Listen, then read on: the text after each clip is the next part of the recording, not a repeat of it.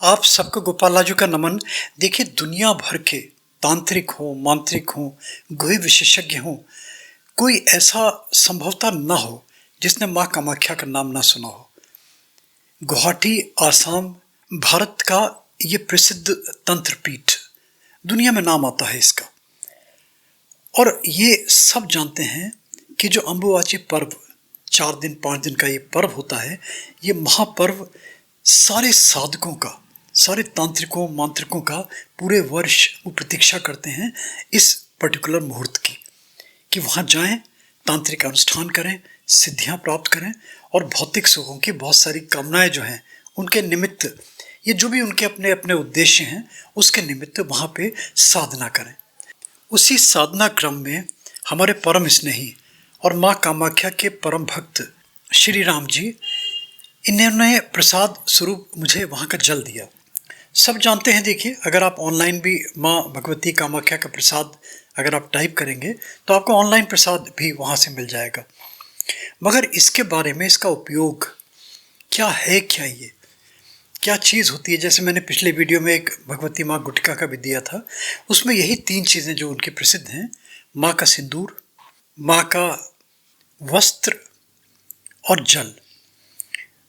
ये जो माँ भगवती कामाख्या की योनि रूपी प्रतिमा है, इससे जो पवित्र जल निकलता है, दिव्य जल जो निकलता है, ये अपने में विचित्र है।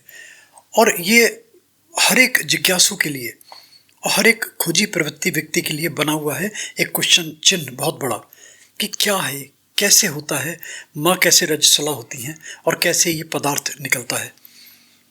देखिए, तो बड़ा लंबा चौड़ा विषय हो जाएगा, मगर ये मान के चलिए कि ये जल, क्योंकि जो मुझे श्री राम जी ने जल भेजा है, इसमें तीनों अंश शामिल हैं। इसमें माँ भगवती का सिंदूर भी है, इसमें माँ का वस्त्र भी है और जल तो है ही, क्योंकि ये वो जल है जो माँ की प्रतिमा से निकला हुआ है। बाकी फिर जो और कमर्शियली जो और बाज़ार में लेते हैं, भगवान जाने, मैं किसी की बुराई नहीं, कुछ नहीं, मगर कहते हैं कि वहाँ पे अगर कम पड़ता है तो उसमें ब्रह्मपुत्र का वो जल मिला लेते हैं। अब बहुत सारे ब्रह्मपुत्र का जल भी मिलाते हैं, बहुत सारे सादा जल भी मिलाते हैं। तो ये तो देखिए अपनी अपनी बुद्धि, अपना अपना विवेक। मैंने बताया ना कि सब अच्छा, माँ के चरणों से, माँ के प्रसाद स्वरूप, जो माँ कामाख्या के मंदिर से, जो प्रांगण से चीज़ निकली, वो प्रसाद स्वरूप हो जाती है। और इसको फिर सिद्ध करने की प्रक्रियाएं लंबी चौड़ी, और इसके उद्देश्य, मगर ये मान के चलिए कि दैहिक, भौतिक और आध्यात्मिक त्रिसुखों की प्राप्ति के लिए अगर इसका प्रॉपरली यूटिलाइजेशन किया जाए, प्रॉपरली इसको यूज़ कर लिया जाए किसी योग्य गुरु की शरण में, तो मैं समझता हूँ, मुझे आस्था है कि बहुत अच्छे परिणाम मिलते हैं। देखिए, श्री राम जी संक्षिप्त में बता रहे हैं और साथ साथ आप मंदिर के प्रांगण के दर्शन भी करते चलिए, क्योंकि दर्शन तो कर सकते हैं, वहाँ अलाउड नहीं है फोटोग्राफी, तो अंदर के तो बड़े मुश्किल से मिलते हैं चित्र, आप देख भी सकते हैं, नेट पे मिल जाएंगे आपको। मगर यहाँ जो दिखा रहे हैं ये इन्हीं के द्वारा दी गए हैं, आप देखिए और इसका सुनिए। और एक रिक्वेस्ट, लाइक, सब्सक्राइब, फॉरवर्ड, एक नोटिफिकेशन बेल आता ना, इसमें ज़रूर क्लिक कर दिया करें। टेम्पल्स नाम से पूरी एक प्लेलिस्ट बना दी है, भारत के बड़े इस टाइप के विचित्र मंदिर, यूनिक मंदिर, दिव्य मंदिर, चमत्कारी मंदिर, उनके बहुत सारे वीडियोस आपको गोपाल राजू मोटिवेशनल वीडियोस में मिलते चले जाएंगे। टेम्पल की प्लेलिस्ट की लिंक भी मैंने डिस्क्रिप्शन में दे दी है, वहाँ से आप क्लिक करके बहुत सारे मंदिरों के और भी दर्शन कर सकते हैं। देखिए, माँ कामाख्या के इनका प्रसाद के स्वरूप जो इनका मुझे मिला है, क्या है इसका विवरण, सुनिए इनके श्रीमुख से। आप सभी को मेरा नमस्कार।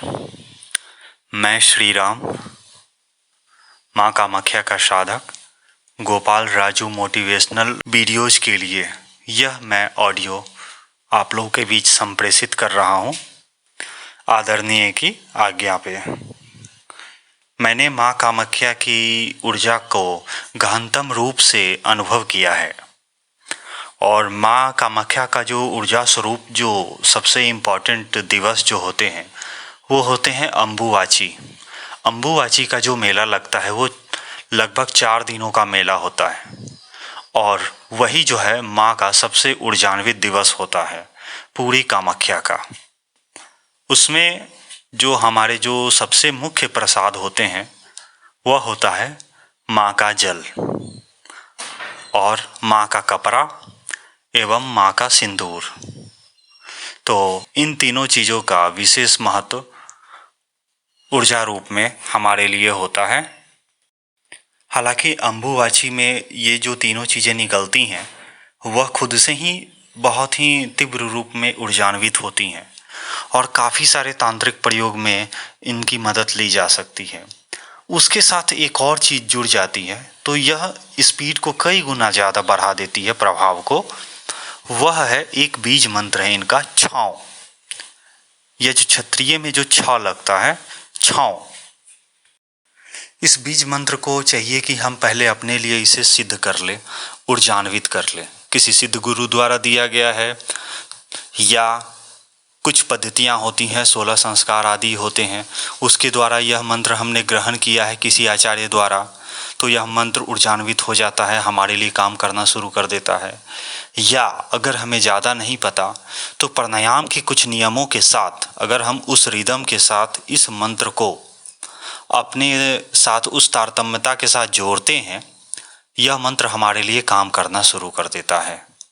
जैसे 16, 64, 32 जो प्राणायाम का रिदम है, उसके साथ अगर हम इस पद्धति को जोड़ लेते हैं, इस बीज मंत्र के साथ वह प्राणायाम कर लेते हैं 15-15 मिनट भी, तो भी यह मंत्र हमारे लिए ऊर्जान्वित हो जाता है और किसी भी तांत्रिक प्रयोग के लिए अब हम इसको यूज कर सकते हैं। चाहे वो कपड़े पे पढ़ के दे दें, जल में पढ़ के दे दें या उस सिंदूर पे पढ़ के दे दें, इससे सारे काम हो सकते हैं।